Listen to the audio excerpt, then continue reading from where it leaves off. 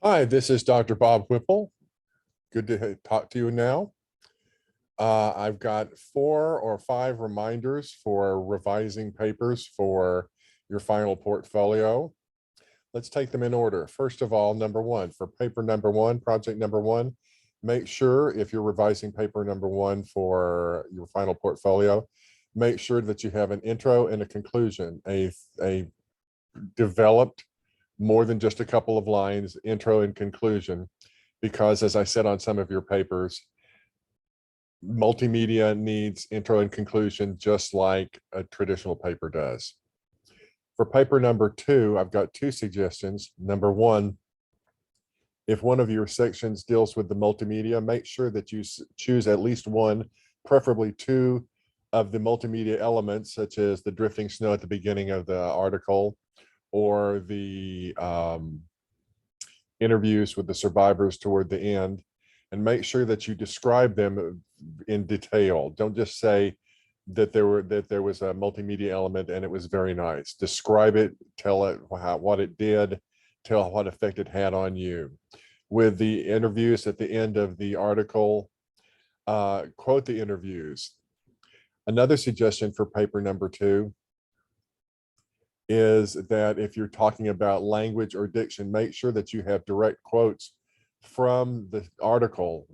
Probably about 2 per section would be good, at least 2 per section, and tell why this quote proves what you say it proves. Okay. Project number 3, I've got a couple of suggestions for that. Number 1, make sure if you're recording yourself, make sure that you get the sound on. I've gotten a couple that have no sound. Okay, make sure you have the sound on as well. Please make sure that you're in front of a blank, a neutral background if you're recording yourself. Don't record in your dorm room. Don't record in front of a cluttered background. Don't put lamps too close to your head, otherwise it'll wash out your background and make your whole effect washed out. Okay. Project number 4, the last paper, which I've just finished commenting on. Please make sure, whatever you do, that you talk about what you have learned about your writing, about your own writing, how it's improved or changed or whatever as a result of this course, and talk about what in this course caused that change in your writing. Okay. Most of you are doing a great job talking about what you've learned about culture and technology and multimedia, and how technology goes throughout our daily lives, and that's great. I've enjoyed reading every bit of it.